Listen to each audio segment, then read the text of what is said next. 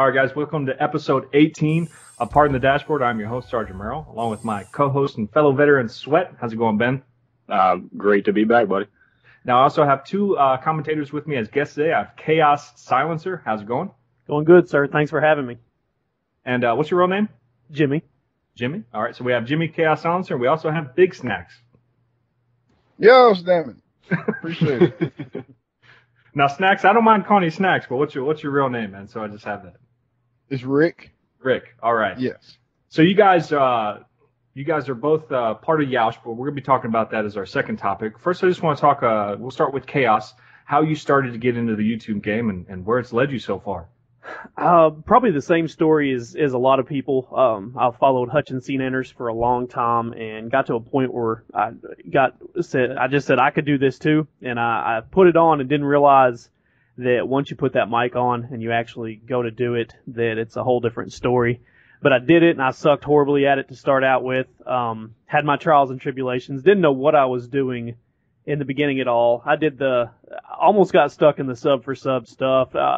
Messaged all the big guys. Obviously didn't get any responses. Didn't understand why either at the time. I was naive to it all.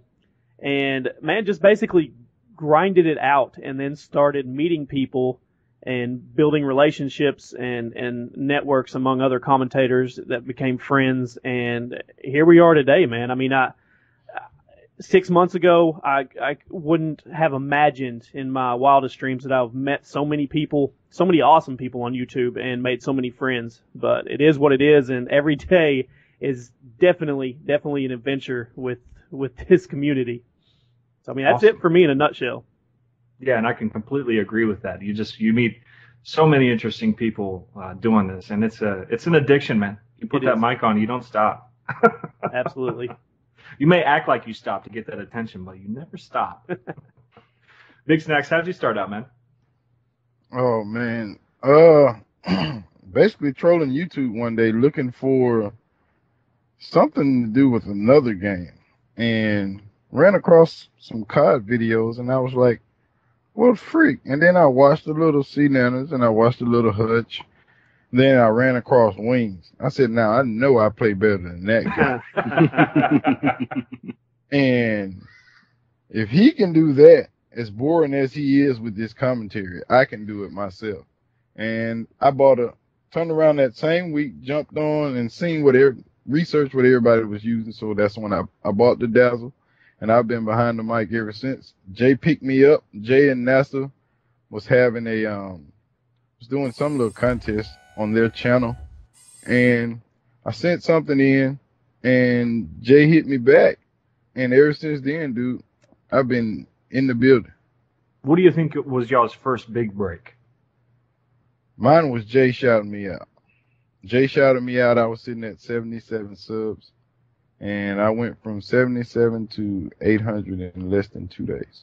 I don't really know if I could categorize a big break because I've had a lot of little breaks.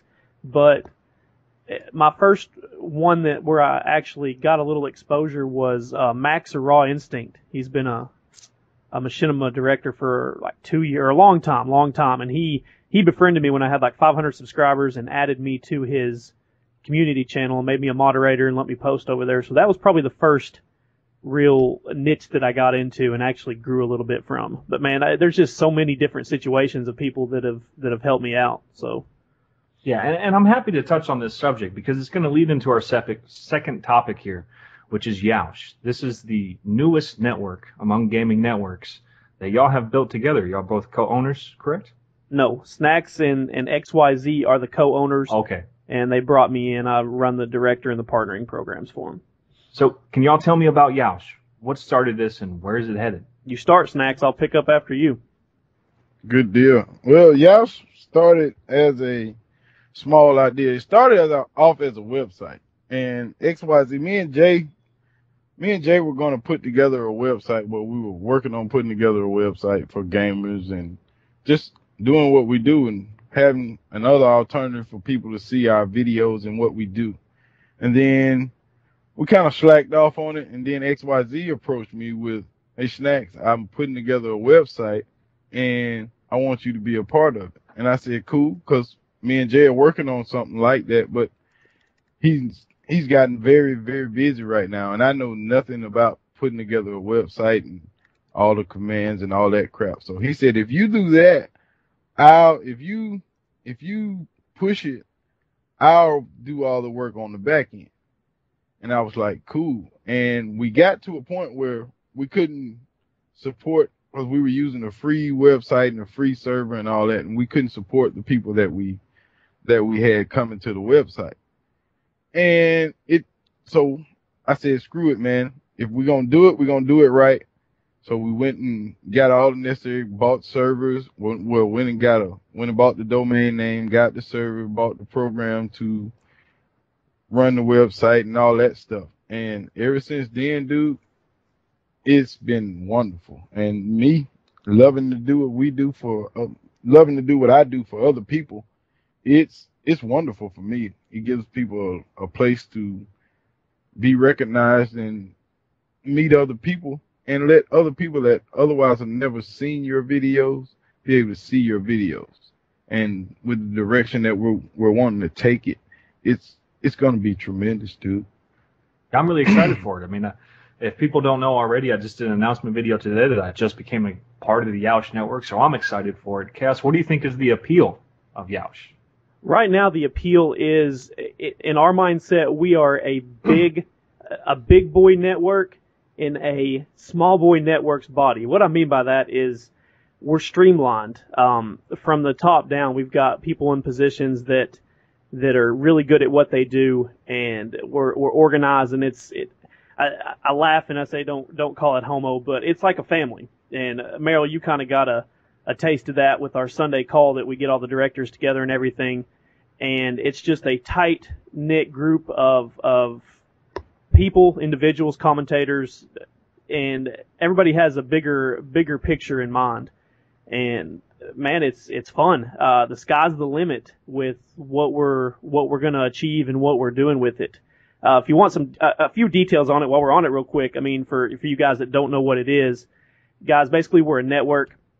We have a director program, and we have a partnering program, and we have YAOS, and we have an FPS, YAOS Reloaded, and we're going to be adding affiliated channels as we go. The big thing for us is we want to grow within ourselves before we take each step. We don't want to overstep where we're at to kind of hiccup and go backwards. So we reach a certain potential, and then we're going to keep growing. But look for huge things from YAOS in the next 6 months, a year. It's not going away, and you're going to hear more and more of it. So that's basically it in a nutshell. And that's awesome. And I noticed Sweat's over here. Doesn't really have a whole lot to say here. Well, now that we're talking, I'm looking at the chat, and he's definitely giving me the dreamy eye now. He's not looking at snacks. And it's cool. Sweat has his machinima partnership, and this is not a competition at all. I just think it's an alternative, you know. And I think it's great that you are starting something fresh, something new, and I just think that's something that the community could always use. But let's go ahead and move on to our third topic here. I don't even know how to lead into this topic. There's so much crap that leads into this. I'm calling it Film on Folly, but it really has more to do with Alki David, which is the guy that we discussed last week, who's doing the $10,000 commentator showdown, is doing the second one, and they had the draft for it last night. And there was some shenanigans that just went down. Now, Chaos, you did a video that's going viral right now, and your thoughts on it. Can you tell me what happened with this? And basically, for me, Meryl, I turned on the live stream last night about midway through, and didn't really realize that my kids were in the room watching, and turned it on pretty much when they were talking. I'm not going to name drop, but somebody was saying some derogatory remarks, and then Alki David decided to talk about his so-called joke of that they're going to live stream assisted suicide in the next week or two. And it didn't, you know how you get where something's not right in your gut, but you just don't put it all together at that moment. That's the feeling I got. And when I got done with it, I was watching on my phone, and I was watching Cnanner's video that he put up yesterday. And when one of the most respected, revered commentators who has never been in drama, never gets in the middle of anything, comes out and says, and it wasn't specifically about this situation, but just the direction of YouTube in general, that he's sad and depressed about it, and that's why he doesn't make videos. It all kind of came together for me, And the video was basically a couple parts, and a lot of people have said, well, you don't need to let your kids watch that. That's neither here nor there. They definitely shouldn't have seen it. And people say that the website's a 17 rated or whatever, and you're right about that, but it doesn't change the fact of how it, how it went down, or even if that's a joke. Just because the website says that it's for 17 and older, let's face it, we all know this as YouTube commentators. Our demographic, 90% of it, between the ages of 13 and 18. Exactly. And even if I do put a warning saying that you need to be 18 years or older to watch this content, that's not going to stop anybody that's under the age of 18. When is somebody who's 18 not go see a rated R movie? Exactly. I mean, and that's what it hit home with me, and I wanted to put a message out there in my video and basically not call people out, but tell them my thoughts of to the team captains. And my thoughts were that they are a face of the community, and with being in the public eye and all the success they have comes responsibility and priorities. And whether you're not involved directly in something does not mean that the followings that you have don't look at you in the same entity as that going on. You can say, yeah, I'm not involved in a joke of live streaming assisted suicides, but you're still involved with the affiliates that are doing it.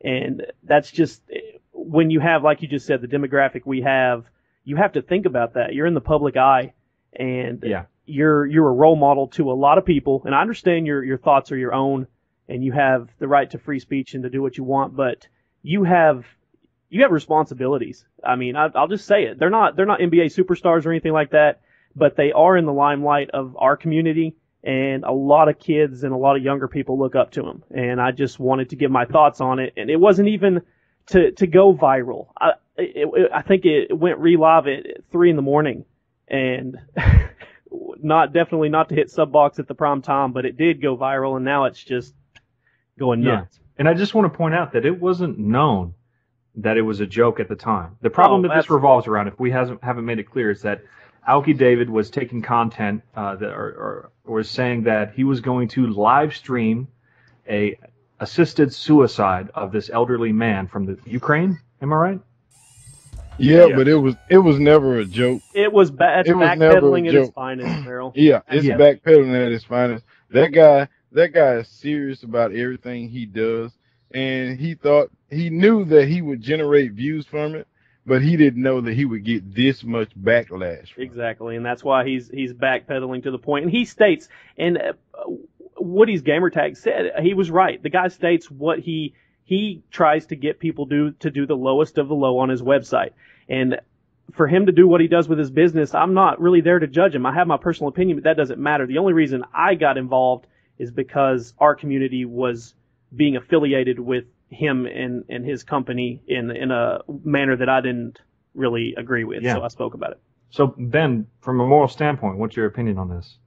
I want to take Aviator's stance on this, and the fact that, there's so many people that, again, and like you said, Chaos, there's so many people that look up to all of us, and we're not any different than any other guy that plays Call of Duty or whatever, except that, we happen to have an HD PVR and a microphone. Exactly. But that doesn't change the fact that people still, look up to us, and you still have to hold yourself accountable. There still has to be morals present. And to me, there's so many issues with, this is just this one of many. I mean, I can't say this is just an isolated incident, because there's so many issues on YouTube and on the internet in general where, you need to be held accountable. You need to hold yourself accountable for your actions and for your words.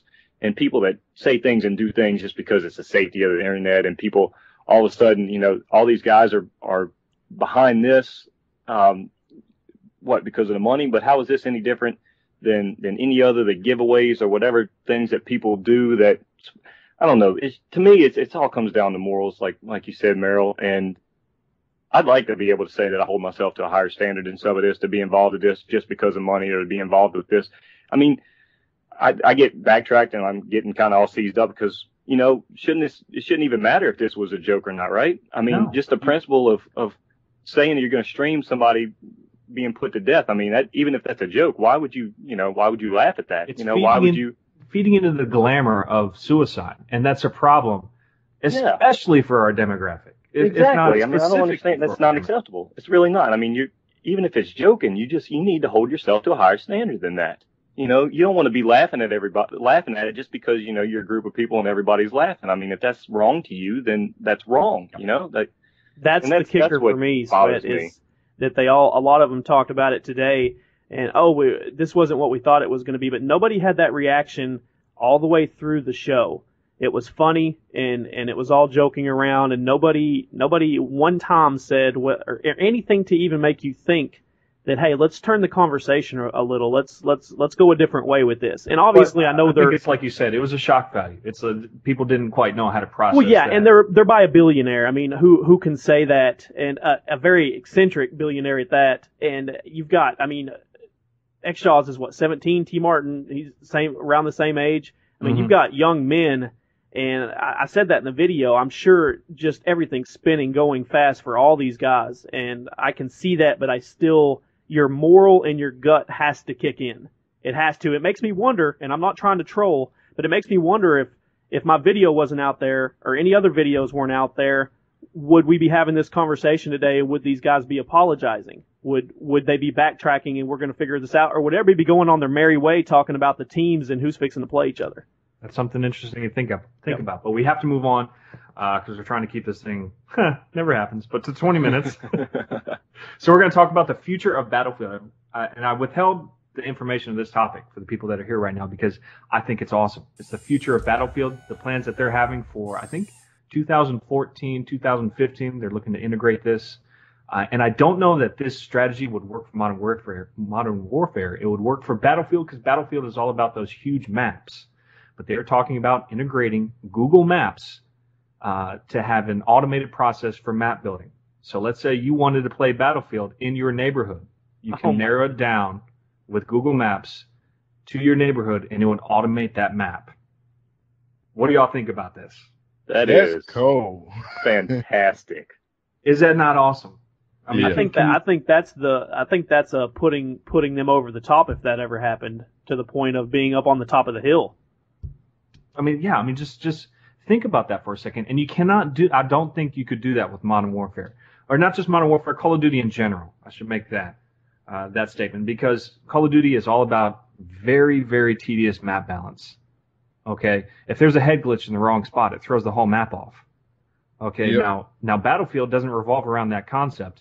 The maps are really just means to an end, which is teamwork and trying to reach the goal. Having a head glitch in Battlefield really doesn't offer you a whole lot of advantage. Someone's just going to mortar the hell out of you and take that head glitch area out. So I think this is going to be outstanding. I mean, just imagine this, not just playing in your neighborhood. You want to play in Washington, D.C., just narrow that area down in Google Maps and start playing. I mean, come on. Yeah, that's amazing. I know, but I'm thinking about this, I'm not far from, everybody knows Swamp People from the History Channel or whatever it's on.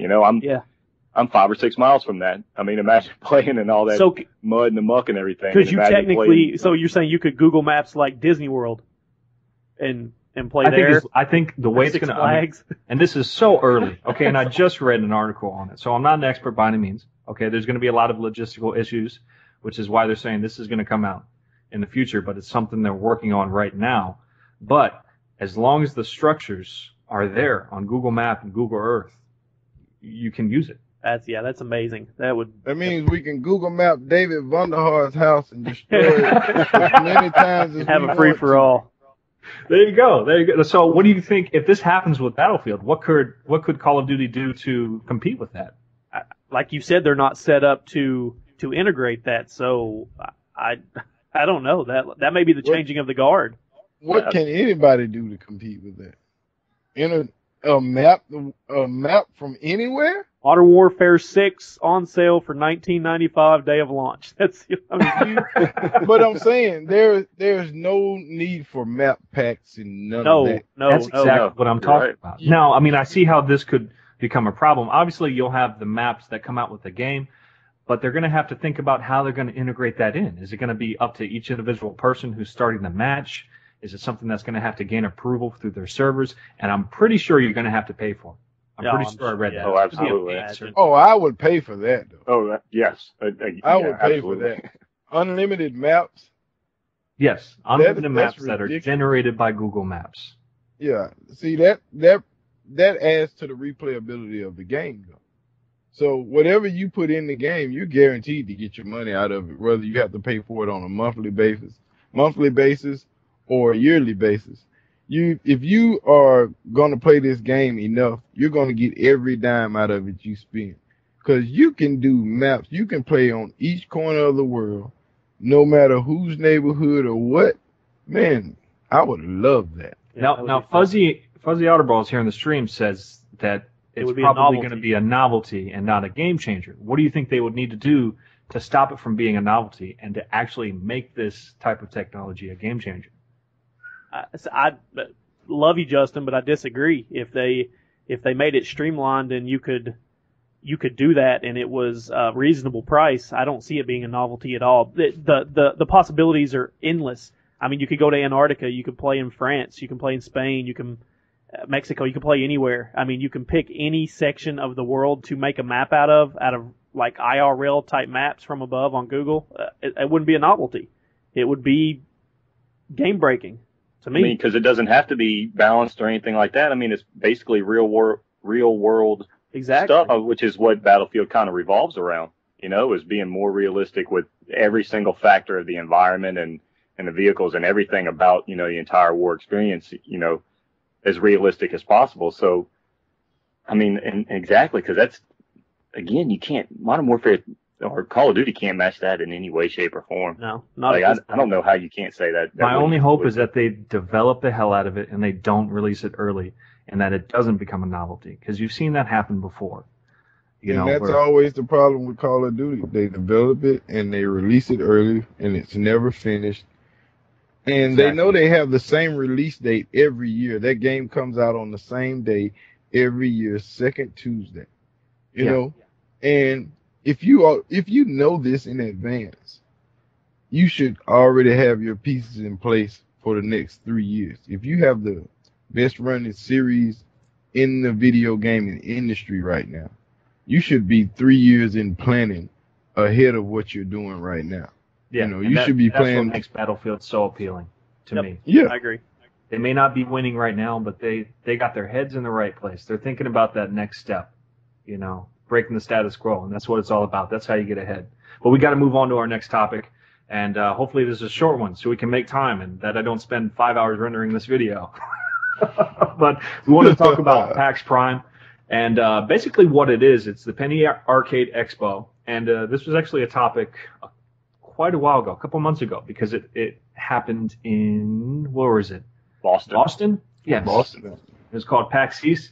Well, now it's PAX Prime, and it's a gaming arcade expo, and I'm really going to recommend this expo because it's not really run by the developers. You know, it's not really developer driven like maybe E3 or something like that. It's really geared toward the gamer, which is what's really fun about it. It has you in mind, and it's open to the public, and it's going to be held in Seattle. And also, as a finishing touch, me and Sweat are going to be going. And we're going to be in the same room. Yeah, I'm But are you gonna have excited. your shirt off while you're in the same room? I hope not. Is that even a question? He rolls exactly how his picture is right there. Yeah. He just finds a surface for him to put his elbows up on. And he just makes that position happen. Well, unfortunately, Merrill, the only way I'm going to go is if we can convince Snacks to send me on Yaosh's tab. So there you go, man. So everybody in the stream, you need to let Big Daddy Snacks send the Yaosh staff to PAX Prime. Well, that's the plan. We plan to be represented, so we're working on it and see what we can come up with, guys. If it does, we might be in that mother in full force. You never know. Never know. They didn't a month ago. Who would have thought we'd be where we are now? So that's true. And do I have the dates right? I think it's someone help me out on the stream. Is it August 26th through the 29th, I think, or 27th through the 29th? In any situation, just Google it. Be there. It's going to be great. You learn about a lot of the new games that are coming out. And like I said, it's really geared toward the gamer. So if you go, you're guaranteed to have fun. And there's going to be a lot of booths for you to check things out. And you can come see me and Sweat. I'm really excited. I really am. I didn't get enough of PAX East, I didn't learn enough about it, and I'm still kind of blind to the whole thing, or the whole principle of it or whatnot. But I'm excited to meet people, and yeah, I can't wait, to be honest with you. All right. Yeah, go see Sweat. He'll give you a hug with his shirt off. With the shirt off. I will do that. I will. All right, guys. Well, I think that's going to be the end of this episode. Do y'all have anything you want to put out before we end? I'm just proud YAOS represented in the viewers in the chat. They came hard. Appreciate it, guys. Yeah, guys. Thanks for coming by. That's Meryl really Sweat, awesome. thanks for having us. No problem. Snacks, you got anything for us? Yeah, man. Y'all make sure y'all go by the website, man, and be active in the forums at yaos.com and do what you got to do. Remember, we're always watching. All right, guys. I think that's all I have for episode 18 with Chaos Silencer and Big Snacks. As I always say, this is a group effort. So if you're watching this right now or listening to it on iTunes, be sure to go by my channel, or if I put it on YAOS, we'll see. I'm going to try and do that. Check out the description because I list everybody that helps out, all the gameplays that I get from people, and just really any help I got along the way. So it's really appreciated for you guys to do that and support this effort. That's all I have here. This is Sergeant Merrill, out here.